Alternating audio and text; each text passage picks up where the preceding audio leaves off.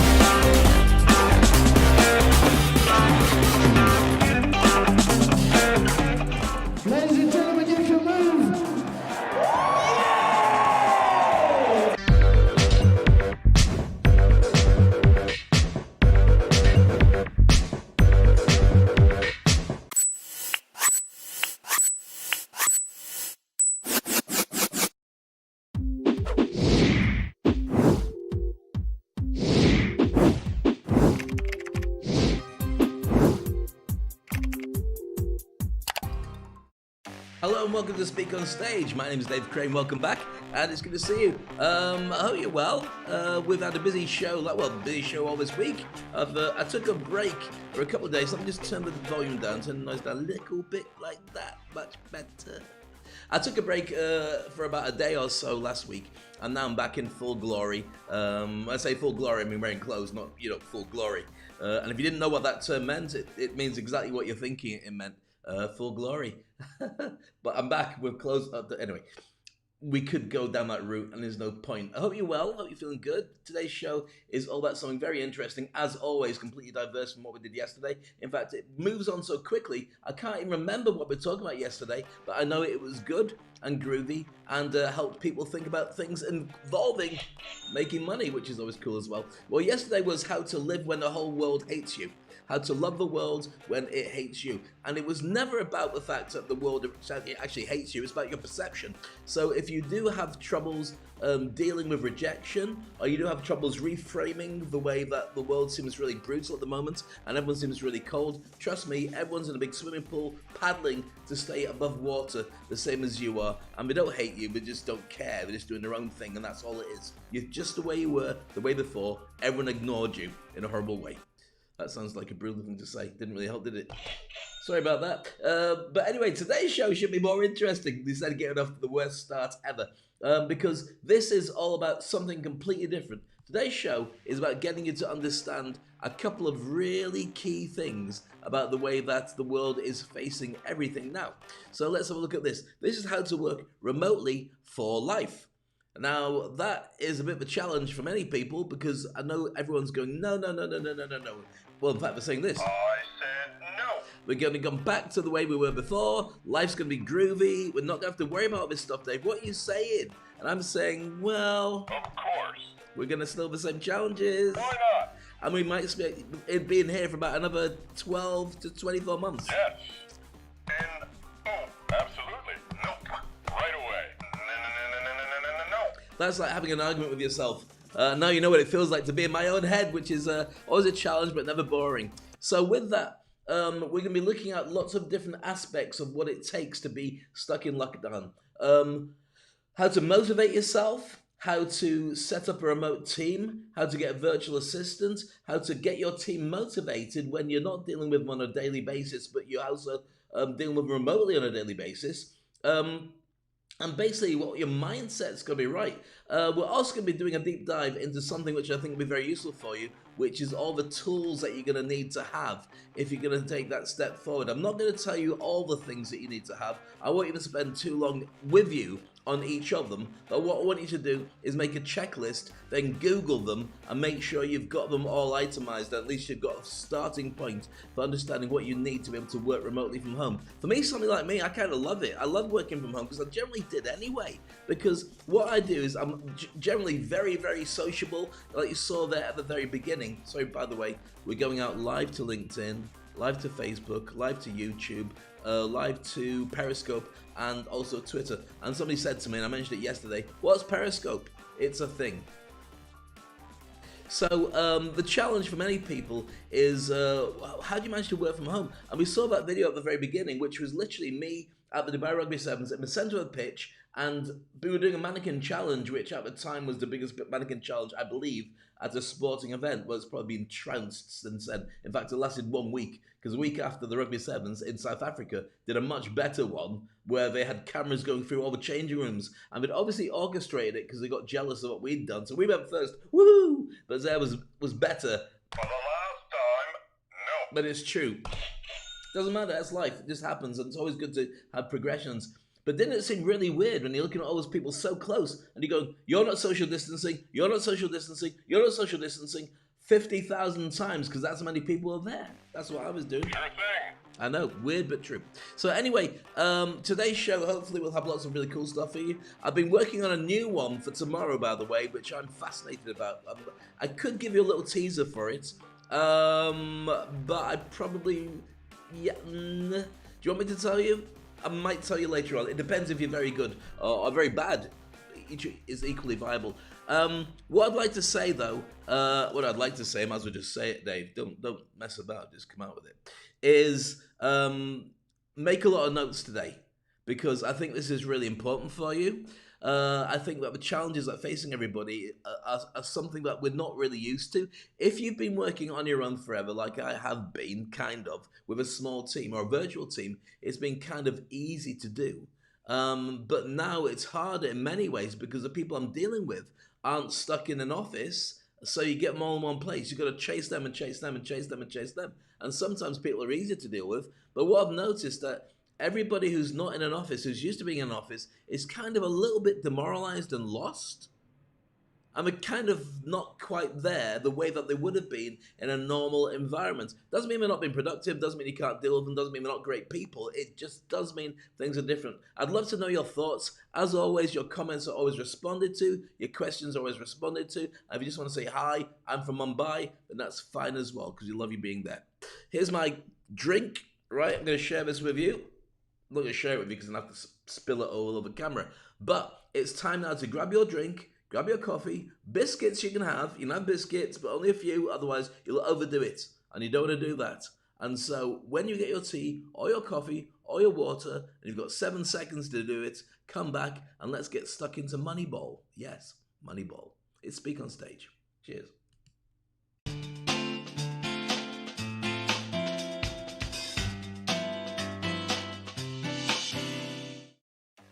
So why am I talking about Moneyball? Well, we're going to jump in at the deep end. I was the keynote speaker at the opening of the HRD Congress a couple of months ago.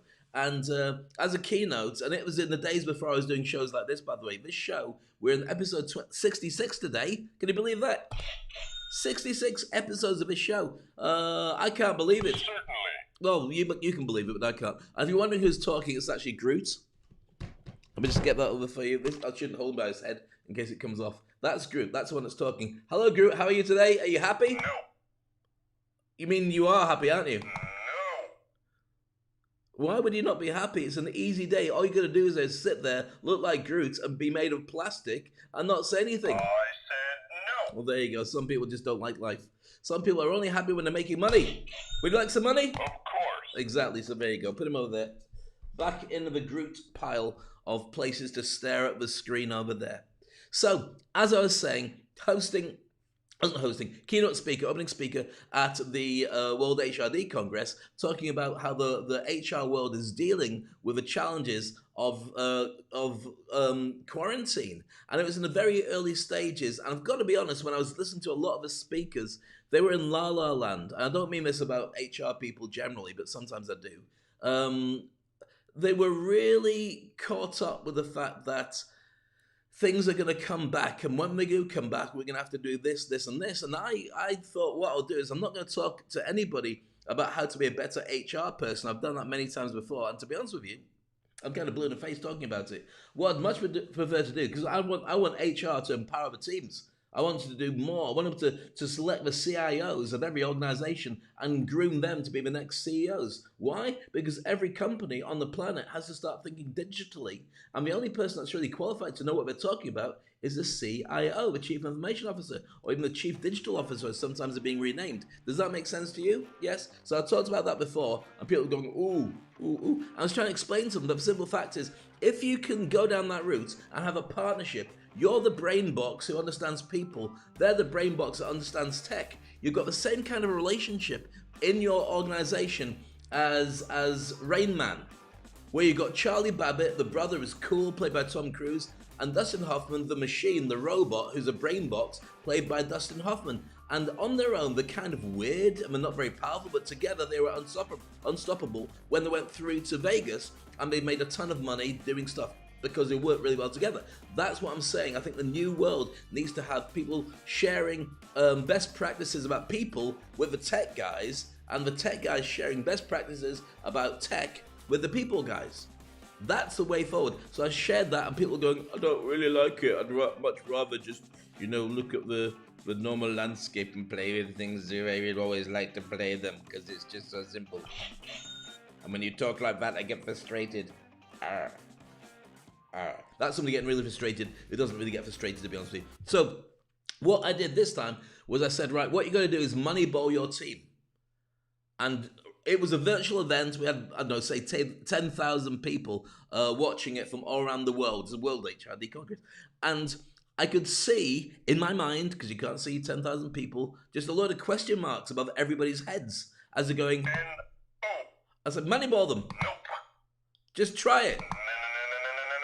And you get that resistance because you just don't understand what it is that you're talking about. So I'm going to share with you a clip, a very short clip, well, not short, it's about 2-3 minutes long, of what I shared with everybody at the HRD Congress. Because I think that when you're looking at your team, there's a number of things you need to think about. And I'll explain exactly why I've shared this. If it's not in the clip, you'll know everything that's there. But I think you'll kind of like it. Love your thoughts. Love your comments. It's an honor to have you with me, as it is every single day that we broadcast. It's Speak on Stage. Let's talk about building a super team. The most important thing about building a super team is ultimately wondering, what's your team going to look like? Go Moneyball yourself. That's my phrase to share with you today. What's Moneyball, Dave? Why are you talking about Moneyball? Well, it's a movie from 2011 starring Brad Pitt. And I know as soon as I mention Brad Pitt, many people stop listening to a single word I'm going to say for the rest of the presentation because you're just going, Brad Pitt. Well, this movie is brilliant. It's all about a new way of doing business and a new way of looking at staff and a new way of taking on projects. And I urge you to watch it, not just for Brad Pitt, but because what I'm going to share with you. Let's go through that. So what happened was Brad Pitt's character, doesn't matter, we'll just call him Brad, worked for a team, baseball team, a bit like cricket with a round bat, called the Oakland A's. And what they did, because they didn't have as much money as everybody else, was decided to use economics to change the way that they choose star players. Rather than choosing the biggest names possible to sell the biggest t-shirts, they decided to replace the big stars by looking at the things that go into the role and people who are very good at just doing that role. And they realized that they could save a fortune by getting the ignored potential gem players that everybody doesn't like working with. So therefore, if you've got a great all-rounder, that's fantastic. We're going to sell lots of t-shirts and have lots of people going there. But supposing you've got somebody really good at catching the ball on the outside, you've got somebody really good at running to the first base, you've got somebody really good at being able to fill up a certain space or advise a team, get the best people who do that role only and put them in your team. So as a result of that, the Oakland A's won 20 games in a row in 2002. 20 games that went from being a zero team to suddenly being the one that everybody watched. So let's look at that. The big data analytics and economics for your selection of your team. Now, I know when I'm talking about this, people are going to say, Dave, what about the empathy? What about caring about people? What about loyalty? Well, I know. Bear with me. You can still have it. Let me get to that. So what this has done is changed every single sport. So for instance, Moneyball was introduced to football, or soccer as it's called in America. It's not, it's football. And Liverpool Football Club, who you may remember because 30 years ago, they were very good. but they spent about 30 years being rubbish, and you might be a fan wanting them to come back, and now you've gone out and bought a t-shirt. Why? Because they used the same system, the same economics for working out their teams. Let me explain. Data analysis and economics as a system on every single player. Now, if you have got access to 100,000 players around the world and you know exactly who's doing what, in what team, who's scoring, who's defending, who's very good at setting up goals from the left and the right, and if you don't understand football, I understand you've already gone, forget that. Trust me, if you can work out everything that's going on, you may not have to buy the best all-rounders. You might buy some players that are very cheap, but brilliant at doing certain things. Liverpool went on not just to win the Champions League, which it hadn't really done. In fact, the last time they won the Champions League, it wasn't even called that. It was called the European Cup, and I was very young. I didn't even have a beard or grey hair or glasses. But then they went on to set an unbeatable record as well in the English Premier League. So now you're interested, but you're wondering, okay, sport, big deal. What does that have to do? Why can we talk about Moneyball being introduced to the HRD world? Well, let me explain exactly what that means. It means huge disruption. It means taking a new way of doing everything and doing it in a way that actually works towards this crazy new world that we're in, where everyone's remote, everyone's doing stuff differently, nobody's going into the same office, and your staff may not look like proper staff, but come in, real human beings, you shake hands with, sit down, talk about watching Game of Thrones or whatever it was you were talking about, have a coffee, talk about the cricket, all those things will be slightly different. Now, this was coming anyway. It would have happened in 2 years, but really the pandemic has just speeded up the way that we look at things. Let me explain more. Here's your opportunity. Instead of having an office with 10 people in, or an office with 100 people in, or a building with 200 people in, you can now consider choosing your talent pool from 7 billion potential staff around the world.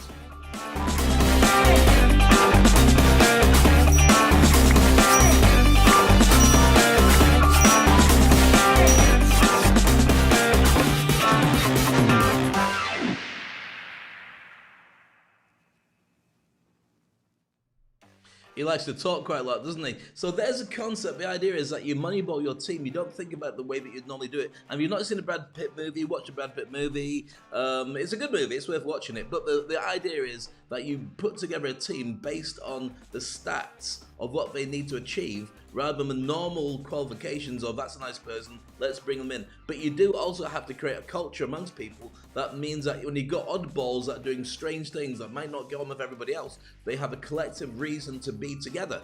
If you don't do that, you're on the risk that they will not buy into your company culture. Now, that's not a terrible thing, because very simply, what you've also got an option on is the fact that you can always replace them with somebody else. They're freelancers ultimately, and if you want them to grow with you, you have to nurture them and create that relationship.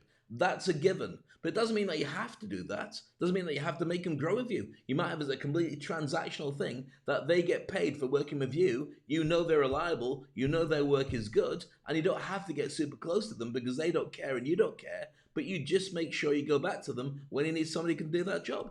Which kind of makes sense to me. All right, so with that in mind, I'd love your thoughts on it. Here's a question for you, and please feel free to answer it all the way through.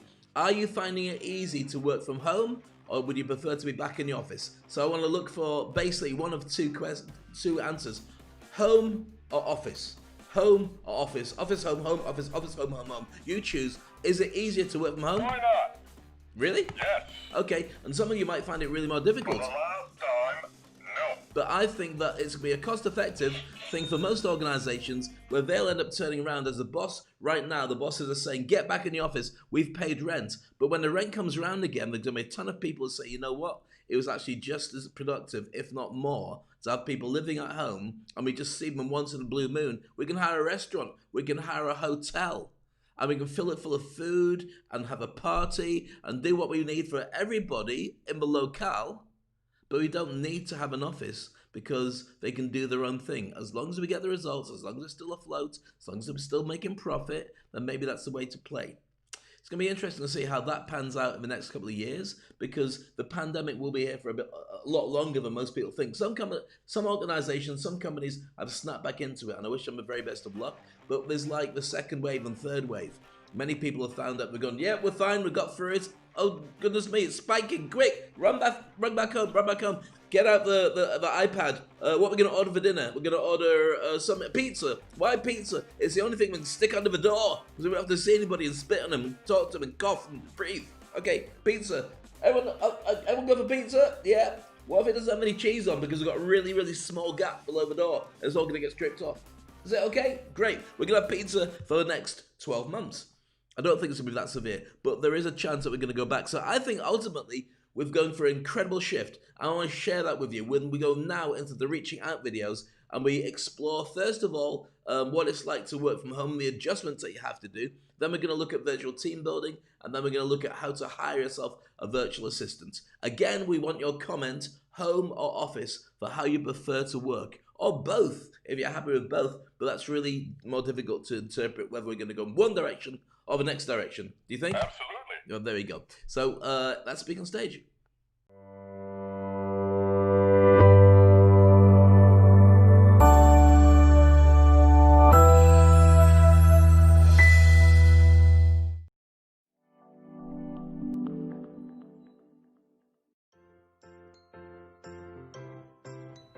If you're not used to it, working from home can be an adjustment.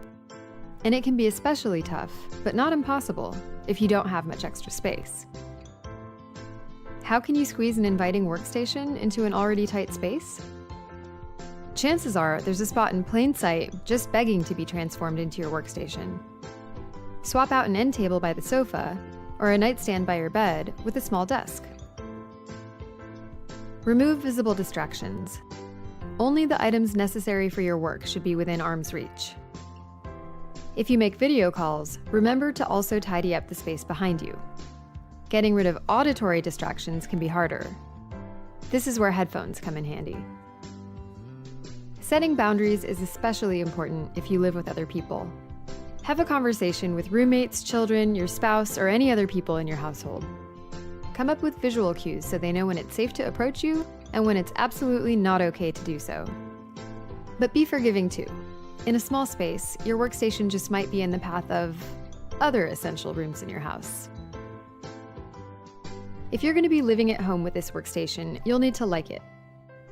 Don't outfit your room with boring office furniture. Find a table that will blend in nicely with the rest of your space. You need to be able to see your work so you can focus. Whether you use a table lamp or a hanging ceiling lamp, lighting is key. You'll need storage to keep your space tidy. A shelf along the wall can look great here, but a simple rolling cart works too. Finally, a nice photograph or artwork will go a long way towards making your workstation pleasant and inviting.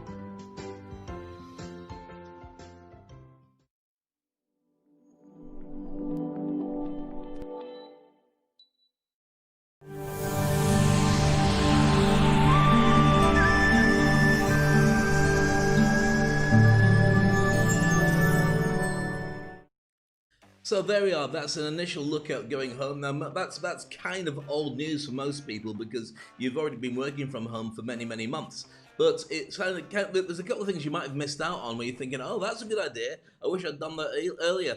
It's always more challenging when you've got to get your team involved, you've got to get your family to buy into the fact that you're going to be working from home for this duration. My daughter has been in and out of working from home because we went into lockdown, same as everybody else, but then she's at school every day now. So we've kind of adjusted to her going out and coming back in, but it does involve when she comes in, first thing she does is all the clothes go straight in the wash, she has a shower, and then she can get changed and then spend time as a family again. And those clothes don't get worn until they've been through the wash and come out again. So we're sanitizing everything just to be on the safe side. And it is a challenge, not such for me, but certainly for the wife who's washing everything, and for the daughter who has to stay on top of making sure that everything's nice and clean and also taken off and ironed, and she's got to have her checklist. And for a 10-year-old, that can be a bit of a challenge, because when you're 10, you want to be 10. You don't spend time thinking about stuff like that, but every single 10-year-old does. And so part of the role of it, if you've got children, you'll appreciate this as well. And if you are a child, what are you doing watching this at this time of day? Haven't you got a school to go to? Social distancing, working from home. Shut up, Dave. Yeah, but haven't you got a work to do rather than doing this? No one a break. It wouldn't sound like that, kids, would they? It'd sound like this. Want a break? Probably a bit lower. Want a break? Does that sound like a kid? No. No, it didn't. Okay, I'm really sorry. So instead, what we're going to do is talk about this. Instead, we're going to look at what your virtual teams are doing and how to keep them motivated, because that's a really difficult thing to do, especially when you're not seeing them touching the flesh. That sounds weird now, doesn't it? Especially when saying pressing the flesh, not touching the flesh. That's probably it depends where you work. It might be a masseuse or a masseur, in which case you touch flesh for a living, or a doctor, or a surgeon, or a cannibal, in which case you eat flesh. But nobody's got a job for doing that. Hopefully not yet anyway, until the zombie holocaust happens. And by then we won't be bothered because we're busy watching Netflix and locking the front door and standing with a shotgun waiting to... No. I don't think so either. But the point is that when you are working with a virtual team, you have to keep them motivated. And here are a few tips that you could do with learning, or at least looking at, to get your team all excited. I want to have your thoughts, by the way. Always say hi, but I want to know, in a survey for today's show, office or home, which one do you think is the most likely that you'd prefer to work for in the next 12 months? Are you looking forward to get back to the office? Or are you quite happy working from home? That's what we want to know. Okay, virtual team building, that's up next on Speak on Stage.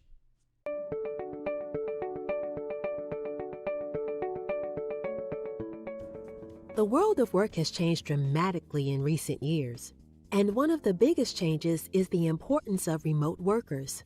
Remote work changes how we go about our jobs. Without the traditional office space, it's more important for leaders to engage remote employees and build a strong sense of team.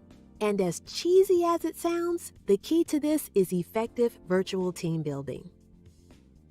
Everyone knows tons of in-person team building activities, but you have to get a bit more creative when you can no longer resort to trust falls or the human knot. Remember, if your team building activity isn't engaging, your remote team members can simply mute the Zoom meeting and go back to answering emails. So, in this video, we'll cover our top choices for virtual teams building activities. First on the list is called Favorite Things. It's a simple activity, but a great way to break the ice. Likewise, if people are shy or generally don't like speaking on Zoom calls, this is one of the less anxiety-inducing team-building exercises. All you have to do is create a favorite thing topic. Some examples could include favorite singer or favorite thing about working for the company. How specific you get is up to you. Give everyone a chance to answer, and you'll probably learn something new about everyone you work with. Our next activity is Birth Map. It's another activity for learning more about others. First, open Google Maps or a similar collaborative map and share it with the group chat. Then, invite everyone to put a pin for their place of birth. From there, have everyone share stories about their hometown.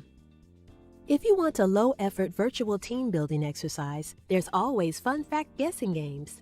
Have everyone write down a fact about themselves and send them privately to the game leader. Then, either at a separate time or at the end of a work meeting, read the facts one by one and let everyone guess whose facts are whose. Another classic team-building option is to organize a weekly game time for the team. Jackbox is hugely popular and has a variety of party games that will appeal to everyone. There's everything from drawing guessing games to Trivia Murder Party, which is exactly how it sounds. However, getting everyone's input is key. To make sure this works, it's important to send out an email or notification at the beginning of the week so everyone can make time in their schedules and vote on what they want to do. Another popular activity is to stream a movie together. Holding a monthly or quarterly movie night will give the team some structured time together that is not focused on work. For this to work, it's best for you to create a list of potential movies to watch, with suggestions from team members, and have everyone vote on one. Then, decide on a time and stream it through a conference call. Or you can do this through Netflix by using Netflix Party. It synchronizes video playback and as a group chat for you to chat in. Netflix Party is free, but it only works in desktop Chrome, so if that doesn't work for you, there's other options like Castle. Of course, there are so many other ways to build relationships with your remote workers. Whether you choose to play games together or learn more about each other's personalities, you'll all learn to communicate better with one another and strengthen your ties. We have more tips about managing remote teams in our ebook, Leader's Guide to Remote Work, as well. The link is in the description. It doesn't matter whether working remotely is new for you or not. There's some great tips for both beginners and people who have done remote work for years in the book.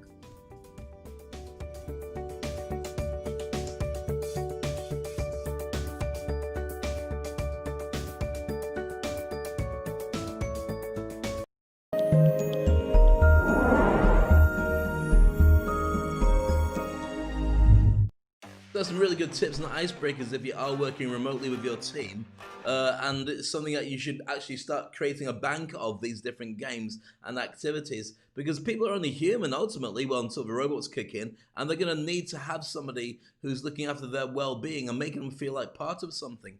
The job pays well and they're happy with the idea of the money, but that has changed considerably, because if you can't spend your money on great clothes and going out and having great meals, all the stuff that you've been working towards, then why do you need so much money? If you don't need so much money, why are you working so hard? And if you haven't got a position of strength that says, you know, I'm the manager of all I survey, or whatever your normal manager job would say, then you're certainly in a different position when it comes to choosing who you're working with, because you don't necessarily have the same interest in going up the management scale if you're working from home. You might still want to do it, but I think that what we're going to see is a real flattening of the management structure, which is many organizations was like pyramid anyway. You got the big boss at the top, and then you work your way through upper management, middle management, lower management, scumbag. No, sorry, I didn't say scumbag, but you know what I mean. Effectively, I think that what's going to change with all that is many people will just say, let's really adopt just a flat surface for the way that we run. It's my company, but I'm going to adopt a pattern of being a servant leader. So therefore, I'm going to be below everybody, holding them all up, and you do what you do, be empowered to do what you do. And everybody answers to everybody, but we also have an agile structure so we can move things around as we need to, which makes sense in a more digital scale, as opposed to having, you know, a bricks and mortar office to work in. Do you agree with me?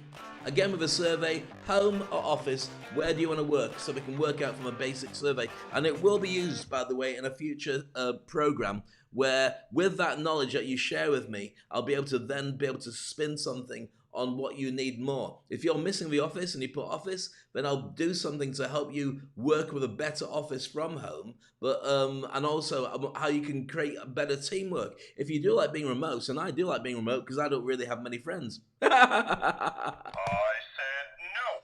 Because they all say that to me. Then we'll help you get through that basic way of staying motivated, and that's coming up in the next session, by the way. So let's look at something that's very special. If you've decided that you want to go out on your own, you want to start your own business, and many people will do, starting off with a side hustle idea, or maybe just turn around and saying, you know what, I'm going to start my business as a little thing on the side like that, and then move towards it being my proper business, because I kind of like this freedom. I kind of like hanging around my house, my jimmies, and creating a digital product, whether it's being a journalist, or it's doing some kind of design for a structure or a big organization, or many other organizations. Some people will decide that that's what they ultimately want to carry on doing, and good luck to them with that. There's no reason why you should say that can't be done. But the problem is that if you're not feeling like that, you're going to have a few challenges. Now, one of the ways you can deal with it is to hire a virtual assistant. Virtual assistants, excuse me, that's my cup of tea, saying, hi Dave, hope you enjoyed me. Yes, I did. Please stay back down because it's much better if you do. Oh, there we go, back again. As I get the hiccups, which is really embarrassing for when you're doing a live show, because there's no way you can get rid of hiccups. And you're looking at my face and going, right, Dave, that's kind of funny. I wasn't really paying attention to you, and I was thinking about doing something else, but now you've got hiccups. This will be worth watching until the very end, just to see if you break down and cry, or you pause the show and then go away for 5 minutes and then do all the stuff that's really embarrassing. Isn't it, hiccup boy? Let's hear you just make a noise like a frog. Go on, then. You do, don't you? Right away. Exactly, that's kind of sadistic, but I understand exactly where you're coming from. So let's move on, and I will drink some of my lovely water during this next break as we look at the challenges of hiring as an assistant from overseas. If you just started to build up your team, if you've got an existing team, but you think it's more cost effective to look at who can do this job. If they're not coming into the office and we don't have to live in my town or my country, I don't have to worry about their accommodation or their rent or any of that stuff, maybe I should just have an entire team of virtual assistants. And for me, I've actually had a team of virtual assistants. One guy was working with me for 12 years and I never met him, based in the Philippines, did a great job with websites and so on. So it can be done. But you're thinking, right, Where do I start? Who do I hire? And how do I begin with that whole process? We're going to address that next as I drink some water and try to stop hiccuping on Speak on Stage. Lovely having you here with me, by the way. Remember, office or home is what we're asking.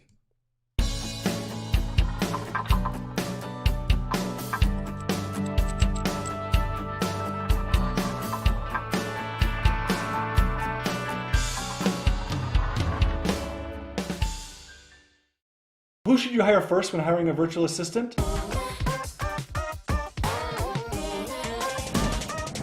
This advice is going to go against what most people will tell you, but I've seen this thousands of times, and those who succeed most often do it this way. The first person you should hire should be to do something you already know how to do. Yes, that's right. Hire someone you can teach to do something you know how to do and are currently doing in your business, rather than hiring someone to do something you don't know how to do. Let me explain. Most entrepreneurs are strapped. Like, your time is maxed out. If you hire someone to do something you're not currently doing, you just add to the time that you have to put into your business. Managing that person is going to take extra time and add more stress. Now, this is fine once you're down the road a bit, but right now, the best thing you can do is to get some time back in your life by getting someone else to do something you're doing and get that thing off your plate. The other side of this is that it's much easier to succeed at hiring someone and at gauging their work when you have them doing something you understand, something you know well. You get to teach them to do it your way. You know what the results are supposed to look like. You can easily correct mistakes or problems. When hiring your first virtual assistant, your main goal with the first task should be to see if you can work together with this person. If you can, this is going to be good for so long. So if you're going to teach them to generate leads, hire someone with lead generation experience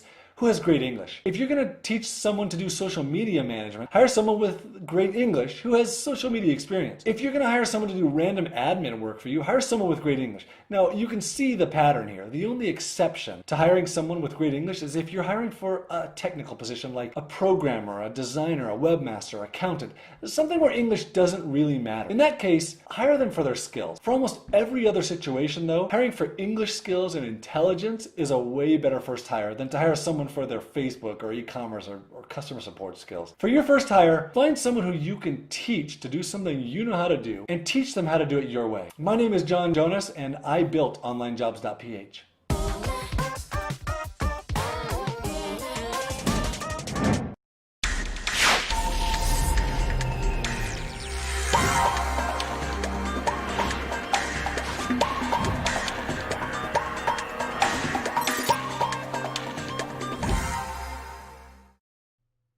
Welcome back to Speak on Stage. I'm Dave Crane, and I think that was really good advice about the fact you hire somebody who does what you do so you can stop doing what you do and you can also keep an eye on the work that they're doing. Makes sense, doesn't it? Yes, Dave, thank you so much for agreeing with yourself when you're just talking to yourself. Sure thing. Thank you very much.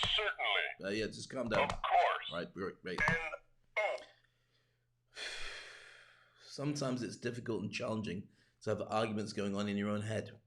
But we'll move on nevertheless because I want to make you a lot of money and I want to help you to be able to succeed in where you need to be. So we're talking about being locked in from home. So let's have a look at the initial picture. That's it. Working from home. I don't know how she's going to get a laptop to safety, to be honest with you. I don't know how she's going to plug it in. And also, if she wants to get a glass of water or, some juice or something like that, it's only going to end in tears. So I'm telling you now, whatever you do, do not take your laptop out in a boat like that, even or an inflatable. Even if you've got a waterproof laptop, there's no guarantee that it won't go horribly wrong.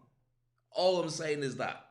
And also, don't dress in that costume because she'll get angry because there's only one and it's hers. So let's get back to the initial problem, which is this: how to stay motivated when you're working from home, because it's all about the stress, but it's all about the fact you might be working from home for a very long time. I love your thoughts on home or office, home or office, home or office, home or office. So let me know. We'll do a survey all the way through the show, and at the end I'll put down the details with the scores, probably in the copy of the platform you're looking at. If I haven't got it on the show, because I have to count them all up to see what we got. I'll put it in at the very end so you can see what score we got, or I'll bring it on tomorrow's show. That'll be good as well. Okay, so how do you just stay motivated? Now, the thing is, a couple of things you've got to think about is we didn't expect this to happen. We did not think we were going to be in lockdown. We did not think we were going to be working from home. We did not think we'd have to deal with it as long as we're doing. So don't be too hard on yourself, whatever your situation is, because it is brutal, it is difficult, and you are doing fine. If you have lost your job, then these are strategies that will help you to stay motivated whilst looking for a job. And if you aren't in an existing job at this moment in time, then it will also help you to stay in that job. So they're kind of work-related, but more you-related, if that makes sense. And this is from verywellmind.com. Verywellmind.com. So I've got the full article. It's by Amy Morin. And you can go and read it all there. But I'll go through it and paraphrase it for you anyway. So first of all, create a schedule. The schedule is useful because that way you know what you're doing during that time. If you're not doing it, then what happens is you kind of drift from task to task and you never know really what it is that you're doing. Now that's nice in the fact that you feel more laid back, but it's sometimes bad in terms of production, and it also means that you're going to spend more time on the stuff that you love and less time on the things that you hate, which you shouldn't really do sometimes because you've got to do the work that needs to be qualified at the end and turn around and say, this is what I've been doing all day to somebody who's keeping an eye on you. Or if you're working on your own, then you need to be able to do that just to discipline yourself sometimes. So I've got my checklist board, and I can show you my checklist board here, but on the other side of it, if I showed you what's on it, then you might see your name. So I'm not going to show you that. I'll lean it up against Groot. So there we go. And you'll find out my cunning plans of world domination. And I normally have a cat to stroke. I'll just do this. Right. My cunning plans of world domination. Aha, Mr. Bond. It just looks like I've got a really horrible withered child with massive eyes, doesn't it? I am Groot. Nope. Okay, you're not Groot. You're just a piece of plastic on the mini Groot, baby Groot. Okay, so create a schedule. That's the first thing. So make sure that you can pace yourself properly. Establish a dedicated workplace. This is number 2. Choose where you're going to work. I converted my office within a couple of months. I mean, you saw at the beginning of that Moneyball clip what my office used to look like, and now it looks like this. It's worthwhile doing it. If you keep moving around, it's challenging. You want to have a proper desk, and you want to have a proper place where you can just treat it like a real workplace. If you're doing it on the sofa and you're watching TV and eating your dinner next to you, that's okay, but it gives you all sorts of physical problems after a while because it hurts your back when you're leaning forward. And of course, you can get all wobbly and you can easily spill a drink on the sofa if you're trying to work like that. It's better to have a disciplined place, whether it's a home office or it's a home office space where you feel like you are working. And also, it's also important to have it separate from where you normally relax. Otherwise, you feel like you're never going to chill out and you're always going to be in this kind of prison of work and rest in the same place. If you've got the options, you might not have enough space, but that's what I was thinking. Okay, work in small blocks of time. The smaller you make them, the better. So don't be scared to take a break. Whatever it means, whether it's going on surfing some videos or whether it's reading or going for a walk or whatever it is, I would say don't yawn because it looks really bad in the show, but I would say make sure that you go about 30 minutes. I find that is 30 minutes is about right. 45 would be normally what I'd do if I was in an office space. But my attention deficit makes it different. I mean, I just really, after 30 minutes, even if I'm really engrossed, I just like to look away for a bit, do something different, pop down and say hello to her family. Even though Maya's gone to school, I'll still talk to her because there's stuff going on in my head that I really need to address. No. Why not? See, I can afford. And then I come back to work refreshed. I feel like I'm taking a break. I also have, bizarrely enough, this chair that I'm in is one of those fold back legs up chairs. So sometimes I just feel like grabbing a nap. When I'm sitting here for a long period of time editing or creating or writing, sometimes I tip it back, give myself 15 minutes and go to sleep and come back again. And I do feel refreshed. I'm sure I've got dog breath, but it doesn't really matter. I'm not going to kiss anybody for a very, very long time. Because I'm married to a beautiful woman called Aziza, and she would kill me. Yes. So, work out in small blocks of time. Number 4, limit your distractions and interruptions. Do not do it in front of a TV. Do not do it when there's lots of people talking because you'll just get distracted and want to do something else. If you want to really dedicate it, and the facts and figures have shown that most people are more productive working from home than they were in the office by maybe, I don't know, 10, 15% at least, because people do work really hard and work longer hours, but they also feel more chilled out because they're in an environment that they created as opposed to going to somebody else's place and then just feeling like, oh, it's not really mine and I could lose my work. So, excuse me, it's that burp coming back again, the hiccup. Limit your distractions and your interruptions, and don't be scared to turn around to people and say, right, I only answer my emails first thing in the afternoon, after lunch. or I'll do it first thing in the morning and after lunch, and just stop people doing it. I get people to call me all the time, especially during the show, and of course I don't pick up when I'm doing a live show, but I don't pick up until I'm ready to talk to them. If we're ready, we can schedule it, we can do a Zoom, and we have a quality thing. And what I've actually found is I use the phone a lot less. Literally, in the last 8 months or so, must have been about a dozen calls I've actually made, because I'm Zooming everybody, and it just seems easier to do a combination of Zoom and email and WhatsApp, for me personally. But you've got to find your own way. You might TikTok to everybody, so when you have the conversation with people, you go, "Hi, how are you? Are you having fun? This is me." Don't call me like that. I'll call you. Number 5, practice a 10-minute rule. The 10-minute rule is if you hate doing certain things, is there anything you really hate? Absolutely. So that one is a real challenge for you. You're going, I've got this project, I've got to finish it, it's going to take forever, I'll put it to one side. Well, don't do that. Instead, address it, but say, I'll only do 10 minutes of it. So it's like eating, do you remember when you were a small kid? Right away. Do you really remember when you were very small? Sure thing.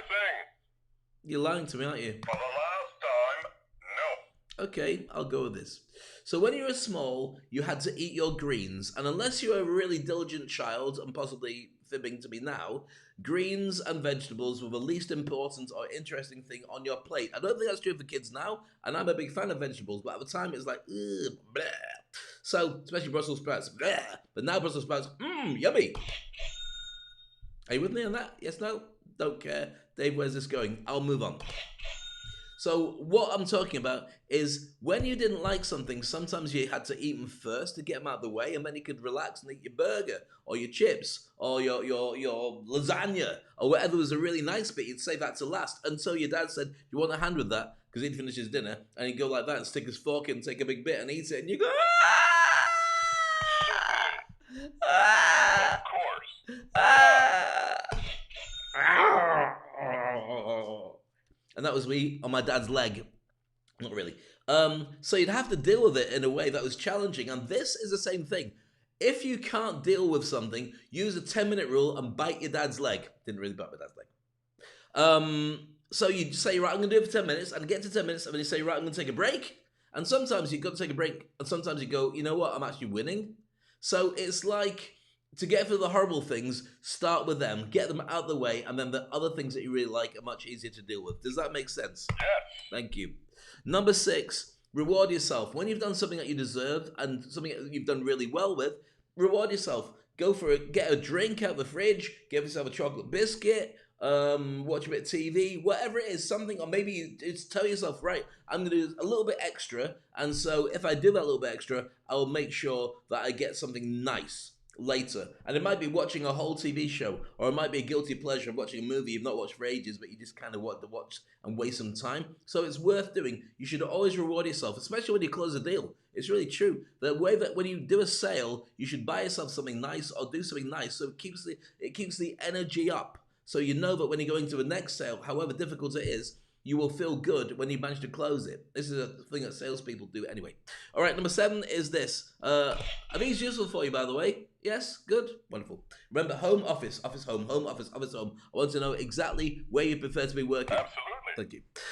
Challenge yourself. All the time, challenge yourself. Push yourself a little bit further by saying, right, I've got to write an article, and normally I write about 1,000 words. Can I do 1,500 words? Could I do a little bit more? Could I push myself in the amount of time to get more done? All the time, and it doesn't have to be massively rewarded. It just has to be something that makes it interesting. Because otherwise, what you do is you slow down. It's like going to the gym. If you don't increase the amount of work that you do, you end up slowing down as you get better at doing the stuff. So then it becomes no challenge, and you don't progress and grow any better. Does that make sense? Does it? Right away. Thank you. What do you mean? Sure thing. Say yes. Certainly. Say yes. Of course. Say yes. Why not? Say yes. Yes. Number 8, practice good self-care. Eat properly, do exercise, learn breathing. That's my thing today. I was on my app. I was doing the art of living breathing exercise. I did about 35 minutes of proper breathing. And that sounds ridiculous. Dave, what you mean? You held your breath for 35 minutes? Or you would normally? No, but you change your exercises around and it changes the chemical structure of the way that you are. And it releases a lot of endorphins, a lot of things that are bottled up inside. It's really healthy. I'll be doing a whole show on this at some point, bringing in Curti and bringing in Ilan and some other people to talk to you about it. Trust me, we'll get there. So self-care is very important. If you don't do it, then you become a slob. and you look like Barney on a laptop every day. No disrespect to Barney, apart from I hate him. I hate Barney. Do you hate Barney? Absolutely. See, there you go. How many kids love Barney? When you were a kid, did you love Barney? Oh, you're not allowed to say anything about from office and home. But just stick your hand up. Well, I can't see you stick your hand up, but trust me, kids hate Barney. And you're going to say, No. you like Barney, did you? Right away. Okay, thank you. Well, I didn't. My daughter did. She thought it was real. Ooh, you didn't know that? Okay. No. Moving on, number 9, experiment with different strategies. Make sure that you try different things all the time. So if you find that sitting there doing this works out really well, try it, shake it up, and do it somewhere else. Just because I think you'll find that variety works as well, but you might be missing something by the fact that you get stale at doing it. If you find you're getting really bored with your work, sit somewhere else. Look out a different window if you've got windows and options like that. Or do stuff a different way around. And you'll find that variety sometimes makes it more spicy and more interesting for you. And then number 10, practice regulating your emotions. So if you're finding yourself in a really stressful situation and you hate working, you hate doing this, and you're doing something particularly that you don't love, then maybe you need to do something that changes your relationship with that thing. I talked yesterday about reframing using NLP to change your relationship with things that really stress you out. You can do that with your work as well. You can do that with everything by associating it with something that you really enjoy. Sometimes that's reframing it in your mind. So you say, right, okay, I have to do this accounting job, unless you're an accountant, in which case you go, whoa, it's my favorite bit, because you're an accountant. But you might be turning around and saying, oh, I hate doing all the numbers, I hate doing all that other stuff. So let's just treat it as a game. How quickly can I do it? Can I do it in less than 10 minutes? Or you might say, let's count it all up and let's see if it's different from last. I mean, it's a really boring. I'm not an accountant. I can't find an interesting way to gamify being an accountant, but you probably could. And if you don't know, Google it. Someone somewhere is saying, this is how I get all the accountants in my office really excited without using a lap dancer. And whatever that is, adopt it. And if you find a lap dancer, adopt them as well. Get a bit spicy, shouldn't talk about stuff like that. So that's it. That's 10 ways to stay motivated when you're working from home. And I apologize for the sexist thing about the lap dancer. You can also have Magic Mike, okay? Sure thing. All right. Don't judge.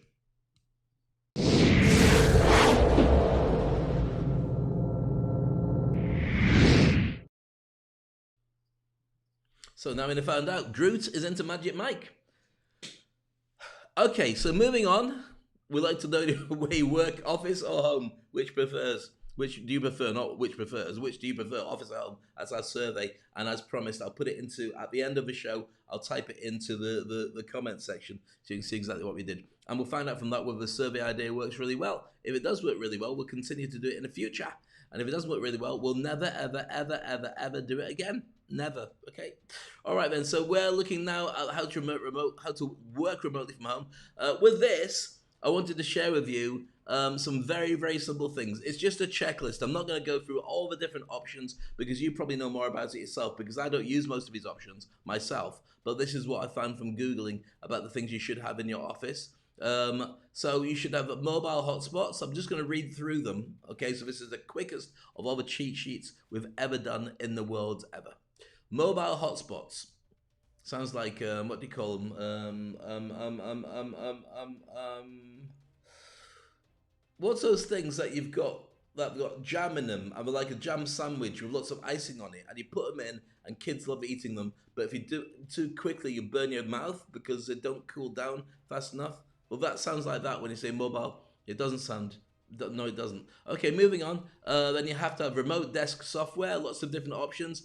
Google these. I'm not going to tell you ones I use because this is I'll get an expert on to talk about this in a future episode. Probably should have thought about that. Team chat apps, lots of different ways to stay in contact. I mean, whether you're using Slack or WhatsApp or many other ones as well. Okay. Also to consider this when you're working from home, screen sharing software. Sometimes it's easy to do it through Zoom. Sometimes there's other ones that are better, especially if you want to leave an instruction. Some of them just allow you instantly to let somebody take over your screen as well. And that can be very quick, as opposed to in the office, you'd walk over to somebody's desk. Hello, John, have a look at this. Okay, that's fascinating. Now walk back and you go back and get, my chair's gone. You took my chair. Yeah, we always get something in that. We've got one less chair. It's just a thing. We play musical chairs. We used to do it with music, and we stopped doing it because then I kept losing because I'm rubbish at dancing and I get carried away every time I play something from the 80s, like Jimmy Somerville. You know, you make me feel mighty real. Or was that a 90s song? I always get caught, and then I turn around and my chair's gone. True story. So screen recording tools. Again, this is why Zoom's become so popular, because it covers a lot of these different things. So you might find better ones. If you do get better ones, especially free ones, then they're useful sharing with your staff or other people's staff. These are really especially useful as well when you start hiring virtual assistants, because you need to have something that you're both on the same page with. And sometimes when you get one version of it, they allow you to have a duplicate that you can use on other people's desktops, or you can use it as a family section where you say, right, this app you can use for 5 different PCs, and then you might want them for your team if you've got a small team. Okay, video conferencing apps. A lot of this keeps saying Zoom, Zoom, Zoom to me, but there are other options, Microsoft Teams and also Google Meets. And also Signal, and WhatsApp apparently is going to be going into the conferencing world too, because they realize that they're doing really well, but they might lose some of that gap. So there will be a conferencing software with lots of windows that opens up in a future version of WhatsApp. Watch this space and sap you with that. Next is this, online office suites, which you obviously need to use online office, which everyone uses, lots of different options on it. Cloud storage, so you can all access it. The big problem with this, of course, is when you talk about cloud storage is cybersecurity, which is one of the biggest. It was one of the biggest challenges for people beforehand, before we went into lockdown. But now, Certainly. what? Of course. See, it was, but now it's really an important part of business generally.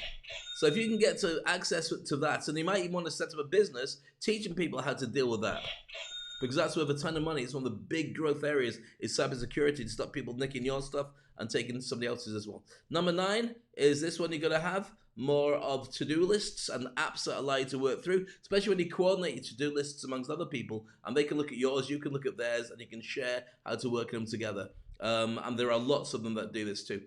Project management software. Always useful to see how you're progressing with everybody else. It's different with a to-do list, because this is actually working on a proper task, on a proper project.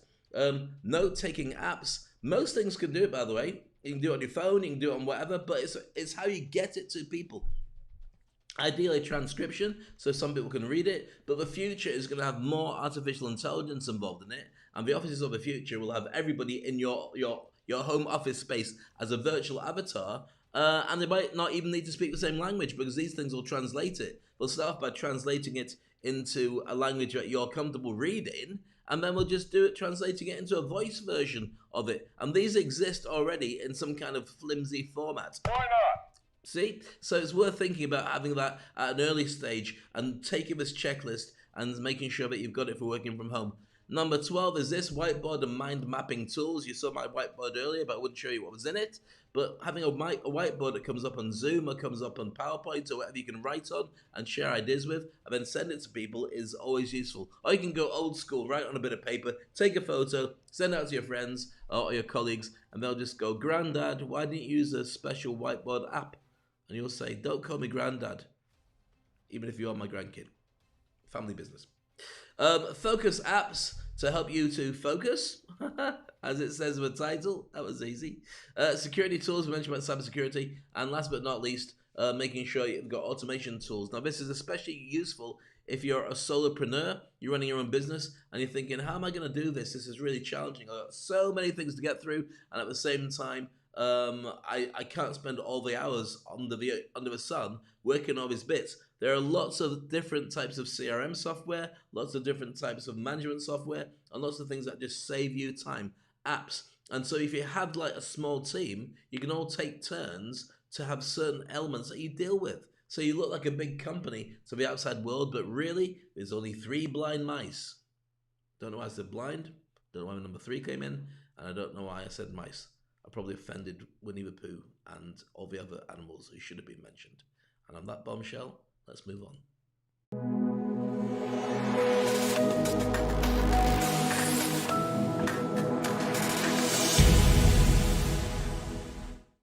Before we go on to this, I've been asked by somebody, Dave, would you mind sharing that list so I can take a snapshot of the screen? Yes, how to work remotely for free. This is your tech rundown list. Take a quick shot of that or a screenshot and then work your way through making sure you got all those things. Are you happy now? Say yes, Dave. Yes, Dave. I did that myself, didn't I? Yes. Thank you. All right then, so going to the Industry Icon program, this is how we train people to be some fantastic. Now we're putting some extra things now. We've got an incredible roadmap of 20 things you need to do to get from wherever you are right now to being Oprah Winfrey or some huge media star, and the steps you need to make your way there. And working through each of those bullet points in that you've got to work on a period of time to fast track your way there. Why would you be interested in this? Why would you want to learn to speak? Well, very simply because communication is one of the few things that most people do terribly, and when you do it online as well, it's even worse. So many misconceptions, so many miscommunications, and things that people miss out on as opportunities to brand themselves and do it across the globe. Social media is an immense way to market, and if you can speak effectively like I'm doing with a show like this, why not talk about your brand? I was coaching somebody yesterday. I won't say who it was because I want to deny that I was coaching them. But I did, and we're going to do an interview, and that's going to be out soon, all about how to reinvent your ability to go out and make a podcast. The person in question was saying, all right, I want to do a podcast on that. And I was saying, what do you do for a living? And they told me what we did. And I said, that's what you do a podcast on. I said, really? I was hoping to work towards that. I said, well, why work towards it? Nobody's watching you and going, oh, I hope they pivot in 3 months' time. They don't care. They want what's in it for them now. So if you can do that, you're on the money. Does that make sense? Absolutely. Would you wait? I said no. See, get straight on with it, and that's where the money is. So if you're interested in that, come to the Industry Icon program. I will work with you directly and coach you to get there. Get to Speak on Stage. We've got a special deal right now where you can go and learn all my stuff. Not with me, it's do it for yourself. So you've got a bank of videos and a bank of different processes you can go through to learn to be a very effective communications expert. Even if you've got a fear of public speaking, this will really help you get through it with hypnosis and lots of tools like that. But meanwhile, if you want to have a chat with me, and today I've got chats all the way through. Right away. Thank you. So many. Sure thing. You know what I mean? Really busy. Certainly. Stop Of talking. course. Stop talking. And boom. Thank you. So with that, I'm going to be talking to people all the way through the day. You get a 10-minute conversation with me about how to reposition yourself and your brand and learn to speak more effectively. You get that from going to SpeakOnstage.com, going down to click on the green button, which tells you all about Industry Icon program, and then you can go to a Calendly link, and we can become lifelong friends, and hopefully we'll get together and start working on your business and position you as one of the very, very best at what you do. Wow, that's been another long show. The show's getting longer, aren't they? Is that a good thing? Nope. Speak on Stage.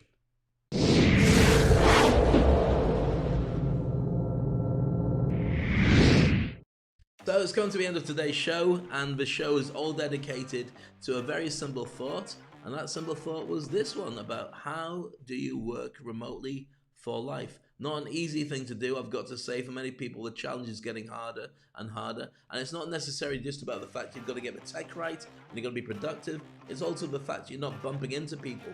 Zoom people as often as you can, chat to them, have ongoing windows with chats open to your staff and your friends and your colleagues and your family, so you never feel you're alone. And that does go a bit counterintuitive to what we're taught to do at work.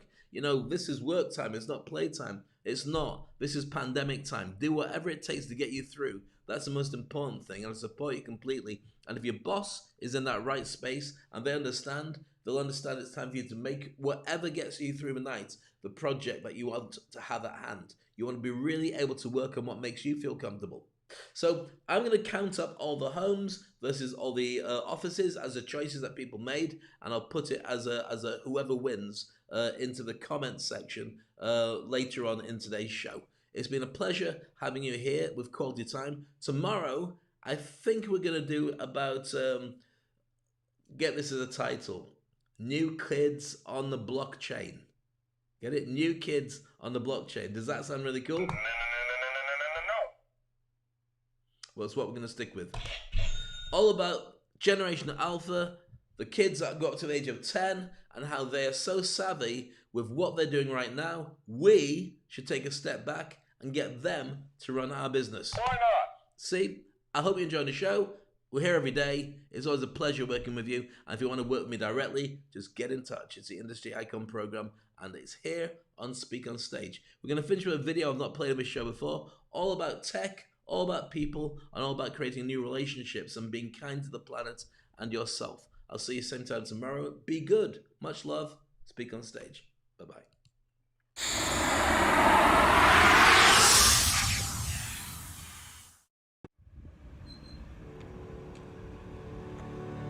People say to me, how do you motivate people? How do you make sure that your team love what they do? How do you guarantee you get results? Well, here's a truth for you. You don't. I may be really good at talking to people, but ultimately it's down to them. I don't motivate anybody. All I can do is make suggestions on how the world could be better and leave it up to you. And here we are in paradise, in the UAE. Right behind me you can see some wildlife. Right now it's getting hot and sweaty and the world is beautiful. This is a desert. You make a choice in who you are and that's how it will all revert. Because I think that what happens to most people is they forget the way the world is. They hope it's a certain way and the world doesn't help at all. Why should that happen? Because our education was wrong. The business model is wrong. When you got peace and quiet and you got complete tranquility, you also have options. So if your team aren't motivated, don't hire them.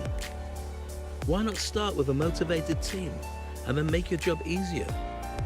Now if you're a leader and you believe that being a leader is all about managing and all about sharing ideas, you're going to have a hard time if people don't understand what you truly mean and what it means to lead.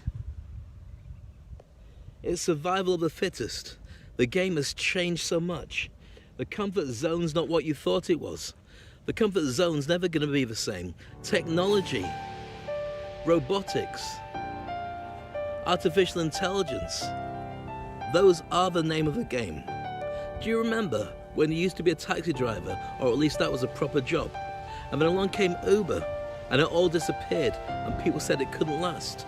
Well, now there's auto-drive cars with no people involved and it's called progress because it is. So what's going to happen to your industry? Are you ready for it? Are you moving forward? The world will go back to basics. Your soft skills will be all you have. Your ability to talk to people will make those people special. And as they get special, they'll thank you because you've filled a need. So where do we go with this? You need soft skills. You need the desert. You need nature. You need animals. You need to reinvent yourself and get back to the basics. Why do we do what we do? If you can't answer that, you'll never be motivated. You'll always be looking for something else. And you'll always be looking to get in your car and your technology and keep chasing a belief and a world that doesn't exist. And you'll always miss the point that everything you wanted was right here behind you and you never looked.